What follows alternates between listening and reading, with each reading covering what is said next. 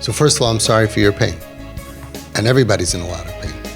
And we have to understand that we're in pain whether we do this mahalach or that mahalach. The pain of having your child spiritually lost is very painful. The pain of having your child physically in danger and mentally crushed and emotionally unstable and all of these other things is the most pain in the world. Whether the medicine for somebody, God forbid, with cancer is going to be chemo or radiation, you're going to go through hell watching your kid not going from a healthy, wonderful, beautiful person to a sick person in a hospital bed who's dying. So I'm sorry for your pain. It's very, very painful.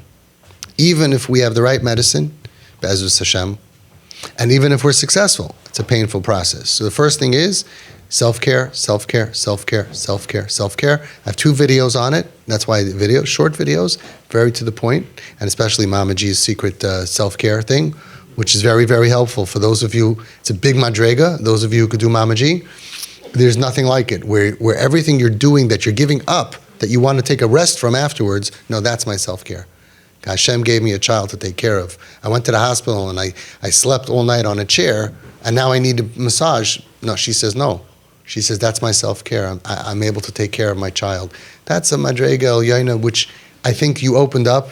I think people are able to strive for. But self-care, right. And some of us stuff that we do is actually not as bad as sitting on a bed, sleeping on a... So, first thing is, yeah, I'm sorry for your pain. Second thing is self-care, self-care, self-care. Now, I told you described the situation. I'm giving, right? But I'm not getting anything in return. I have a certain expectation from what I'm giving, and therefore it's very painful when I don't have it. The first thing is, you will saif hakavod lavai. With God's help, we will win. And like I've said so many times, you will get more than your investment. You will get more than your investment, but you have to have patience.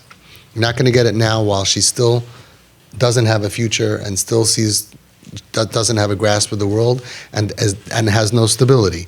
We're investing. You're investing. You come home, you tell your wife, I took all of my money and I bought a house. Really? Can I see a picture? You go by and you see this old house, dilapidated house. She goes, you took $300,000 that we saved up for the last 20 years and you bought this? He said, no, you don't understand. Every Sunday I'm going to come here. Every Friday I'm going to work after Matzah Shabbos. I'm going to take my friends and I'm going to fix it up and I'm going to work on it. I'm going to work on it and then I'm going to rent it out and then I'm going to mortgage it. And when in 30 years from now, when we retire, it's going to be worth $1.5 million.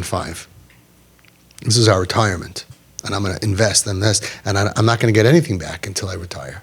So you have to be prepared to invest and invest. You have to pick your method, whichever method. Throwing your kid out of the house, also very painful.